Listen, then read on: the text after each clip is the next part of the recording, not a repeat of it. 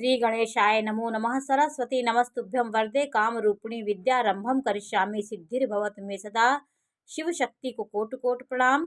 मेरे श्रोतागण, मैं आज आपको काल पुरुष की कुंडली बना करके मैं आपको प्रत्येक भाव के बारे में जानकारी दे रही हूँ। मैं पहले भी दे चुकी हूँ, लेकिन फिर से मैं आपको एक एक भाव के बारे में जानकारी दे रही हूँ। कल मैंने आपको भाव के माध्यम से बताया था कि हमारे भाव कैसे, हमारे भाव में कौन से ग्रह हमारे कारक हैं।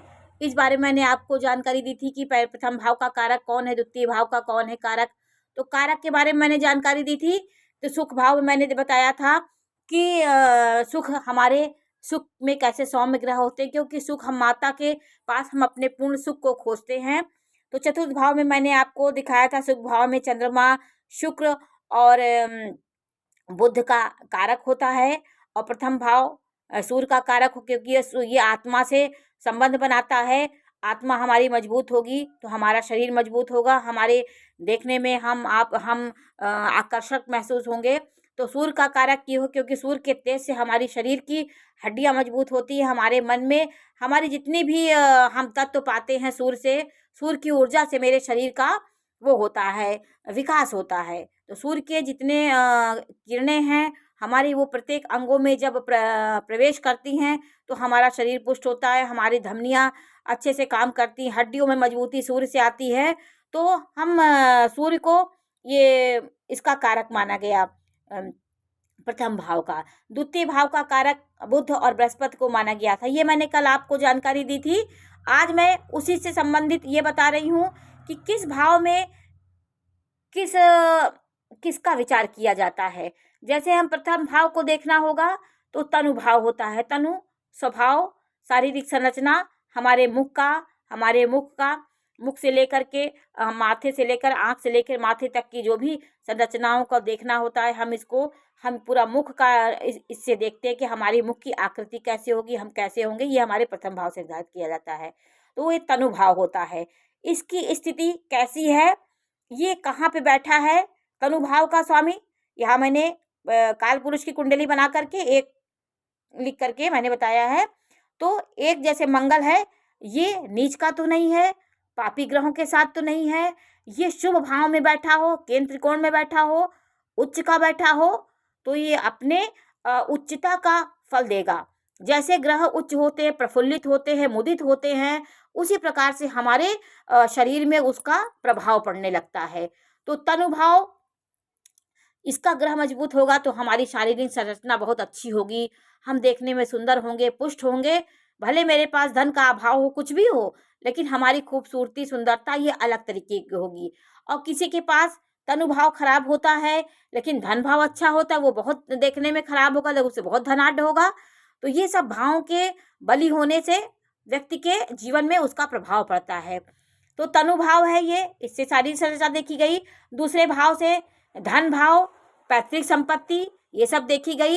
ये स्थिर है, ये स्थिर राशि में आता है। दूसरा नंबर स्थिर राशि है, ये शुक्र से संबंधित बनाती है। तो धन, वैभव, पैतृक संपत्ति, जो भी धन, वैभव, भौतिक सुख सुविधाएं हम शुक्र से देखते हैं। तो इसका शुक्र देखिए, शुक्र भाव हो गया। ये काल पुरुष की दूसरी कुंडली दूसरे भाव में वो राशि हो गई, शुक्र की राशि हो गई। तो देखिए, ये धन भाव होता है, ये पैतृक संपत्ति का भाव होता है, कुटुंब भाव होता है, आपकी वाणी का भाव होता है। और ये तीसरा भाव देखिए, ये सहज भाव, भाई बहनों का भाव होता है। देखिए, इसका कारक आपको बताया था मंगल और शनि होता है। तो मंगल ऊर्जा, पराक्रम, साहस का कारक होता है। इस भाव में ये छोटे भाई बहनों का कारक होता है। ये भाव आपका अच्छा है तो आपके छोटे भाई बहनों से, आपके जितने छोटे लोग होंगे आपके घर में, उससे आपको बहुत अच्छा आपका संबंध होगा।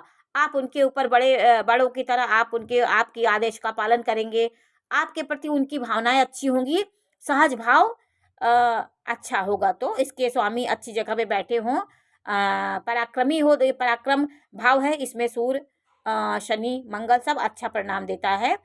और सुख भाव देखिए, सुख भाव में ये सुख भाव हुआ, ये चौथा चंद्रमा को क्यों माना गया, क्योंकि चंद्रमा भावना का कारक होता है, मन का कारक होता है, हमारे इमोशन का कारक होता है। क्योंकि माँ जो होती है, माँ हमारे अंदर की भावनाओं को समझ के बच्चे को अपने गले से लगाती है और उसको ममता देती है।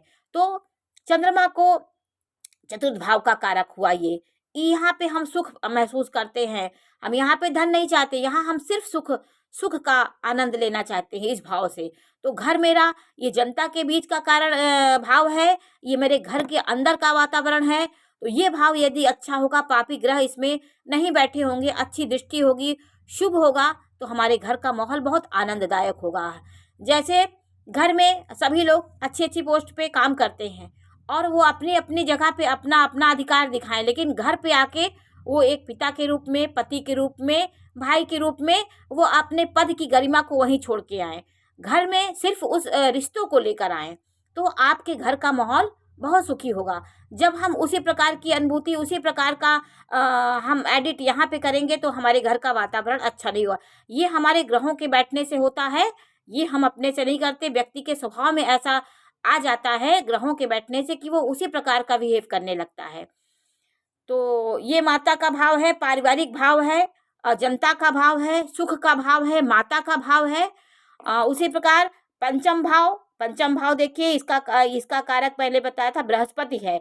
तो ये जो है पुत्र भाव हुआ, संतति भाव हुआ, आपकी विद्या, बुद्धि, पढ़ाई, उच्च शिक्षा, ये सब चतुर्थ भाव से, पंचम भाव से देखा जाता है आपकी बुद्धि कैसी होगी। तो इसका स्वामी लाभ भाव में बैठा हो, केंद्र त्रिकोण में बैठा हो, ये चारों केंद्रों में बैठा हो, अच्छी स्थिति में बैठा हो, अपने मित्र के घर में बैठा हो, शुभ हो, उच्च का हो, तो ये बहुत अच्छा इस भाव का फल आपको होता है। आप अपनी विद्या, अपनी बुद्धि को बहुत सही मार्ग पे लगाने वाले होंगे। और छठवां भाव शत्रु भाव होता है, शत्रु, ऋण, रोग और बीमारी का भाव होता है। इसमें अशुभ ग्रह जो होते हैं, जैसे इसमें बृहस्पति बैठ जाए तो आपको ये रोग देगा, यहाँ पे शुभ ग्रह अपना प्रभाव नष्ट हो जाता है उनका। बृहस्पति का तो बहुत ही, यहाँ पे बृहस्पति अपनी शुभता को खो बैठता है इस भाव में, लेकिन धन के मामले में आपको अच्छा करेगा, उस मामले में अच्छे होंगे, लेकिन आपका स्वास्थ्य अच्छा नहीं होगा। तो ये भाव ऋण का होता है, शत्रु का होता है। तो इस भाव में आपके अशुभ ग्रह जैसे शनि बैठा है, राहु बैठा है, तो बहुत ही अच्छा परिणाम देता है, आप शत्रुहंता होंगे। आपके शत्रु आपका कुछ बिगाड़ नहीं पाएंगे, आप शत्रु के मामले में बहुत अच्छे होंगे, वो आपको चाह कर भी आपका कुछ नुकसान नहीं पहुंचा सकते। तो इस भाव में यही देखा जाता है, ये भाव बली है तो आप शत्रुओं पर विजय प्राप्त करेंगे। और देखिए सातवां भाव, ये पति पत्नी का भाव होता है, ये व्यापार का भाव भी होता है, ये पार्टनर का भाव होता है। आपके सीधे सप्तम भाव जो होता है, ये पति पत्नी के प्रेम व्यवहार, आपकी रिलेशन, आपका संबंध कितना चलेगा, इसमें कोई पापी ग्रहों की दृष्टि हो गई, पापी ग्रह बैठे हैं तो विलगाव भी दे देते हैं, आपके मतभेद भी करा देते हैं। तो इस भाव में शुभ ग्रह बैठे हो, शुभ ग्रहों की दृष्टि होती है। अगर पापी ग्रह भी हो, यदि सूर्य, शुक्र, बृहस्पति की दृष्टि है तो कहीं ना कहीं आपके रिश्तों की डोर बंधी रहेगी, टूटेगी नहीं। तो शुभ ग्रह संबंध जोड़ने का काम करते हैं। जैसे कोई ग्रह बिलगाव कर रहा है तो शुभ ग्रह दृष्टि देंगे, उस संबंध को कहीं ना कहीं वो पकड़े रहेंगे, उसमें शुभता दे देंगे। और अष्टम भाव आयु भाव होता है, गुण रहस्यों का भाव होता है, गड़े धन का भाव होता है, आपके आयु का भाव होता है। ये अष्टम भाव, 8 जो नंबर होता है वो रहस्य का अंक होता है। इसीलिए मैंने काल पुरुष की कुंडली बना के आपको समझाया है, एक एक भाव में एक एक जो राशियां हैं उनमें एक बहुत रहस्य छिपा हुआ है कि पंचम भाव क्यों ये हुआ, क्योंकि 5 नंबर यहाँ क्यों आई, यहाँ इसलिए आई क्योंकि ये सूर्य है। सूर्य आत्मा और विशालता का प्रतीक होता है। हमारी बुद्धि जितनी विशाल होगी, जितना हम ज्ञान मेरे अंदर होगा, उतना ही हम समाज में अपनी प्रसिद्धि प्राप्त करेंगे, अपनी सम्मान प्राप्त होगा। तो बुद्धि का कारक देखिए, बुद्धि को बृहस्पति का कारक बनाया गया, यहाँ पे बृहस्पति होता है, इसका कारक होता है। ये सूर्य के घर में बृहस्पति बहुत उच्चता की ओर ले जाता है। और कहीं आपको सूर्य और बृहस्पति युति भी देखिए तो आपके लिए बहुत अच्छा होता है। ये शासन प्रशासन और ये उच्चता की ओर आपको ले जाता है, निरंतर उच्चता की ओर आप जाएंगे, क्योंकि आत्मा आपकी मजबूत होगी दिमाग से, और आत्मा और ज्ञान का एक मेल हो जाएगा। इससे आप बहुत आगे बढ़ते जाएंगे और उच्च पे उच्च पद की प्राप्ति करते रहेंगे। और नवम भाव देखिए वो पिता का कारक होता है, वो इसका भी कारक बृहस्पति होता है। ये पितृ भाव होता है, ये धर्म का भाव होता है। आप अपने जीवन में कितना धर्म कर्म करेंगे, कितना आप आगे बढ़ेंगे, कितना आप आयोजन करेंगे, धार्मिक आयोजन करेंगे, अपने माता पिता को कैसे आप धार्मिक कार्य करवाएंगे, धार्मिक आयोजन करवाएंगे उनको, जैसे आप भागवत माता पिता के लिए करवा रहे हैं, अपने बड़े बुजुर्गों के लिए शुभ कर्म करवा रहे हैं, वो नवम भाव से देखा जाता है। इसकी स्थिति अच्छी है, ये केंद्र त्रिकोण में बैठा हो तो आप बहुत धर्म कर्म करने वाले व्यक्ति होंगे और भाग्य आपका बहुत प्रबल होगा, क्योंकि भाग्य प्रबल होगा तो आप धन धान्य कमाएंगे। अपने भाग्य को बढ़ाने के लिए आप बुजुर्गों का आशीर्वाद लेंगे, तो इस तरह आपके भाग्य बढ़ते जाएंगे। और कर्म भाव देखिए, इसका भी, इसके 5 ग्रह इसमें कारक होते हैं, बुध, बृहस्पति, शनि, सूर्य, मंगल, और सब इसके ये ग्रह के ज़्यादा कारक, क्योंकि आपकी आजीविका कई प्रकार की हो सकती है। आप बैंकिंग लाइन भी हो सकता है, आप प्रशासन में भी जा सकते हैं, आपकी शिक्षा, आपके अनैतिक कार्य से भी आप पैसा कमा सकते हैं। अनैतिक कार्य जैसे आप शराब का ठेका हुआ, और भी बहुत कार्य ऐसे होते हैं जो नैतिक नहीं है लेकिन उससे भी आप पैसा कमा रहे हैं, तो वो शनि कराता है। तो ये सब चीज़ें, क्योंकि धन लक्ष्मी आ रही है, आपका कई भी कार्य हो सकता है, तो इस भाव के 5 कारक होते हैं। और ये कर्म भाव हो आजीविका का भाव होता है। इसकी स्थिति से हम आपके आजीविका का निर्धारण करते हैं कि आपकी आजीविका कैसी होगी। और लाभ भाव देखिए, ये बड़े भाई बहनों का कारक होता है। ये भाव में शुभ ग्रह बैठे हों तो आपको, ये इसमें राहु बैठा हो तो आपको उच्च लाभ मिलता है, आपके लाभ को उच्चता मिलेगी। आप छोटे मोटे लाभ नहीं पाएंगे, आप बहुत अच्छा लाभ पाएंगे। तो ये बड़े भाई बहनों के साथ आपका संबंध बहुत अच्छा होगा, बड़े भाई बहन आपका सहयोग करेंगे, आपको कहीं ना कहीं उनका लाभ आपको जरूर मिलेगा। और देखिए 12वां भाव जो होता है वो मोक्ष का भाव होता है।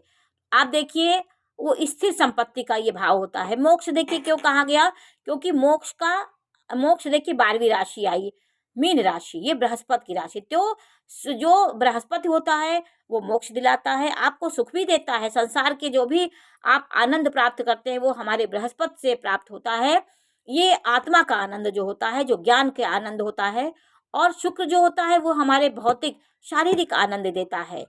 और ये बृहस्पति जो होता है मुझे हमारी बुद्धि, आत्मा, ये विवेक, ये सब हमारी और परमार्जित ज्ञान होता है। बृहस्पति की अच्छी होने से आप, तो इसी प्रकार से नाना प्रकार के मनुष्य नाना प्रकार के भावों से आबद्ध हैं। उनके किसी के पास क्या है, किसी के पास क्या है, ये सब हमारे ग्रहों के उठने बैठने से, जैसे वहाँ बैठे किससे युद्ध हुई है, मेरा धर्म, कभी आप देखिए बहुत सुंदर व्यक्ति है, बहुत ही गुणवान, सुंदर लगेगा उसके पास धन का अभाव, क्योंकि धन भाव उसका अच्छा नहीं होगा। इसी प्रकार कुंडलियों का निर्माण होता है और सूक्ष्म अध्ययन से, विवेक से हम इसको समाज के सामने लाते हैं, क्योंकि हमें भी ज्योतिष को भी अध्ययन करना पड़ता है। तो मैंने आज आपको काल पुरुष की कुंडली बना के प्रत्येक भाव के बारे में जानकारी दी, ये किसके किसके कारक हैं, इससे क्या देखा जाता है। नमस्कार।